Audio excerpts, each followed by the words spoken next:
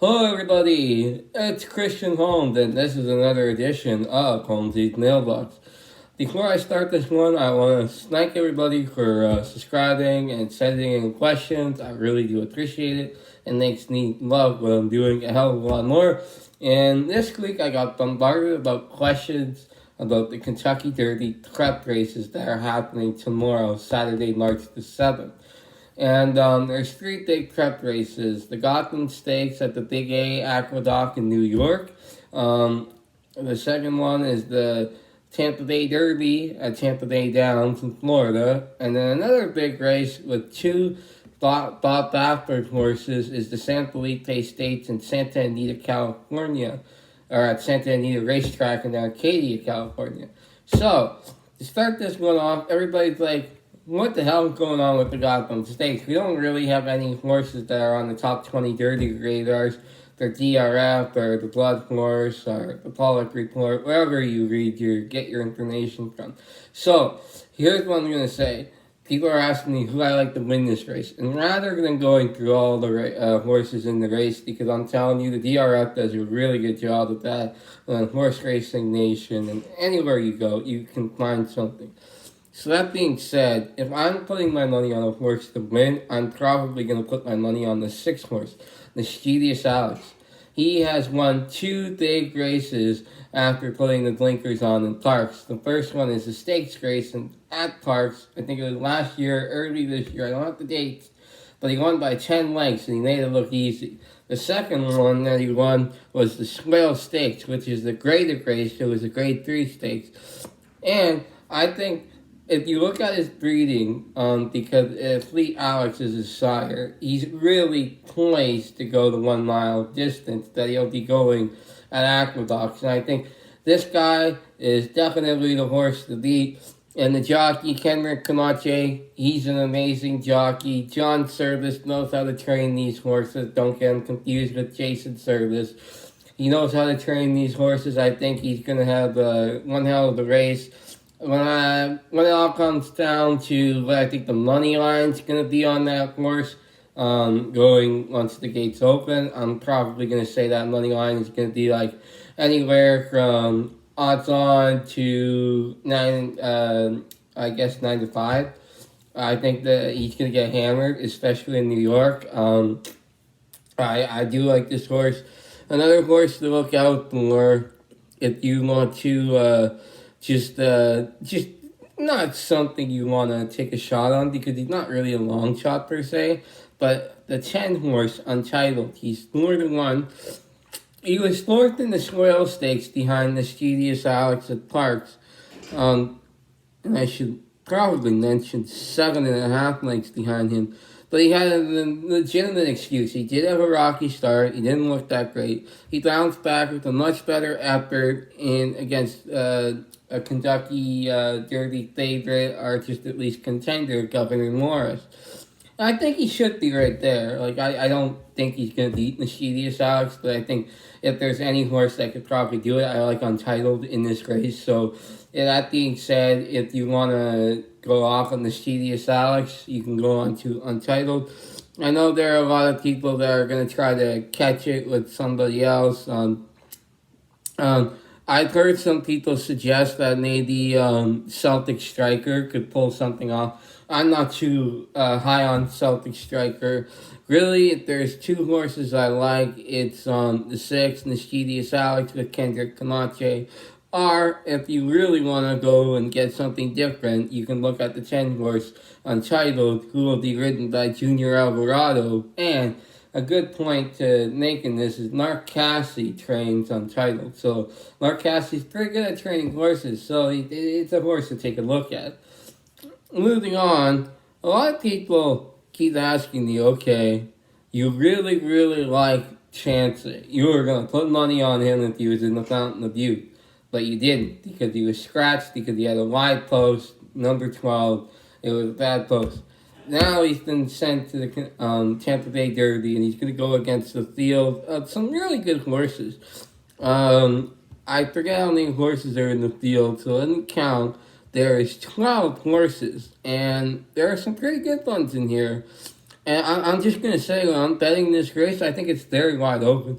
The number one horse, Texas Swing by Curling and Trade by Todd Fletcher, and will be ridden by Javier Castellano. I really like this horse. I don't like him to win. I'm a little bit afraid that he won't pull up and show up, sorry.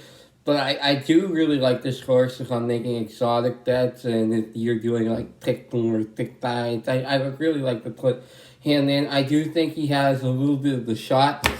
One thing I will say about this race is it's going to have a very fast pace.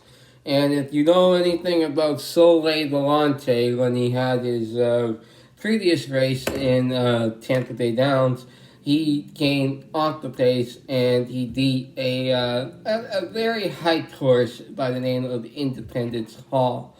I really do like Soleil Volante in this race. I'm looking at the stats right now. He doesn't have a very popular sire. His sire is from Japan. But that being said, he's being ridden by Laurent Giroux, and in 4 starts, he's won 3 races, and then he's finished 3rd in one of them. In which, you know what I mean? It's a small sample size, but I really do like this horse, and I think if he can get if there's a fast pace, I think he's gonna be coming straight off the pace, and I really do like his odds at winning. To be honest with you, I do like Chance It, but I need another race from him. Right now he's being ridden by Paco Lopez. I think he's going to be pretty good in this race. He definitely is a win contender. Another horse I like, the 5 horse, Market Analysis. Everybody knows that the Honor Code horses, who is Market Analysis sire, they like to go longer distances, so this is going to be his test. He's going to get a nice long distance here, and I think he's been only ridden once, very lightly raced, and he's won it. This Todd Fletcher quote came into his career debut at Gulfstream, high thoughts on impressive workouts, and he backed up the breezes with like a 3/3 of a length win over attachment rate with a 103 time form USD figure. That is pretty fast. This guy is pretty good.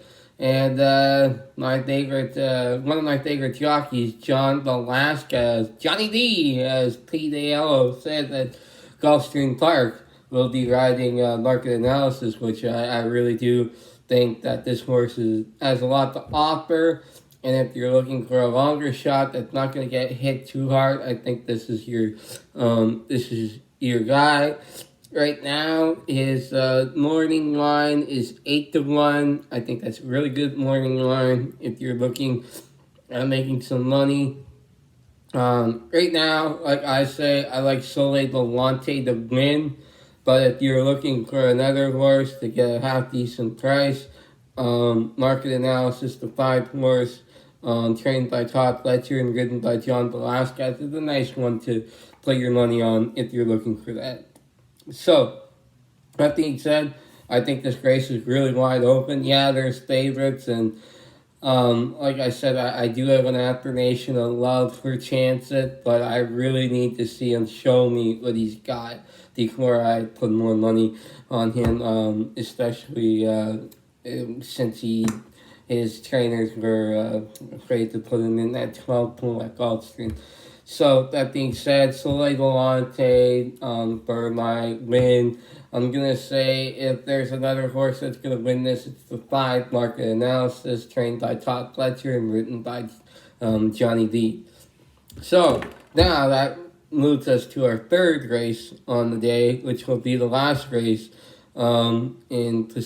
because it's in the Pacific time. And it's a smaller field.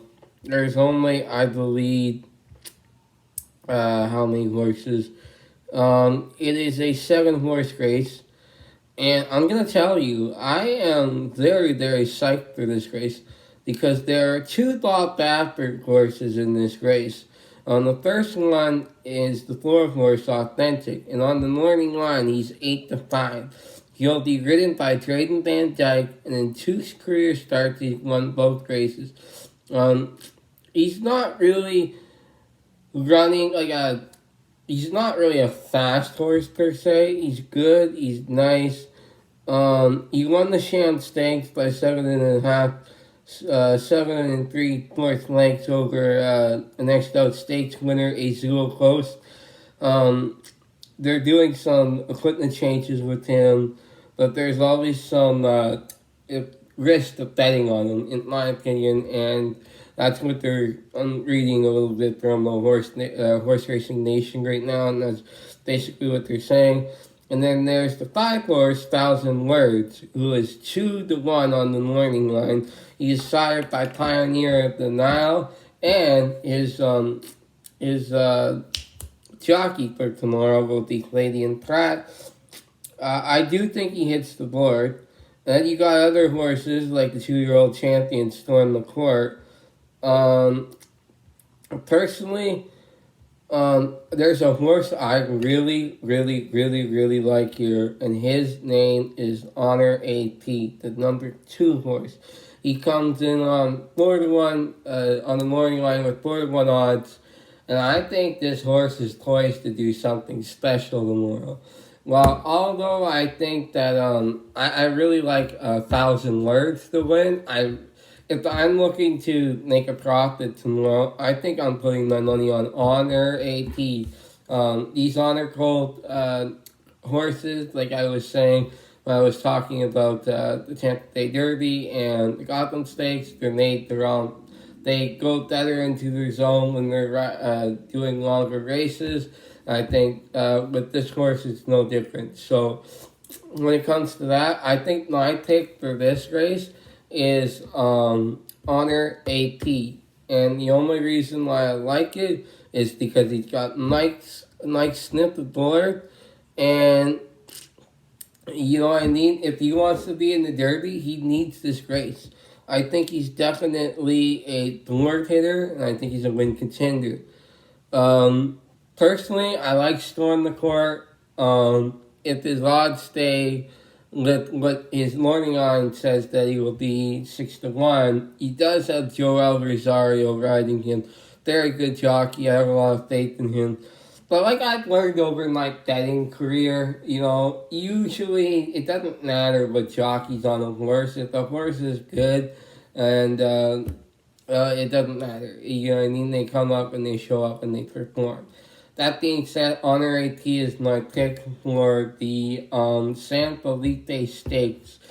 So that concludes this episode of Holmesy's Mailbox. I will say to all my followers, readers, viewers, listeners, whatever the fuck you are, if you are going to either Tampa Bay, Santa Anita, or Aqueducts, I hope you guys have the time of your life. I hope it's a great experience, and good luck with all your bets tomorrow. If you disagree with my picks, tell me who you're picking and tell me why. And as always, if you have questions for me about sports or basically anything now, I'm opening it up to light advice questions, whatever you want to send me. Use the hashtag Holmesy's Mailbox on Twitter, Facebook. Don't use Instagram because I'm not really an Instagram person. But if you do use it, that's cool too. I'll look there as well. And I will answer your question. Once again, thank you so much for watching this, and please be sure to give this video a like and hit that subscribe button. Or as my friend Jacob White likes to say, smash that like button. Thank you so much for watching. Cheers. Happy trails until we meet again.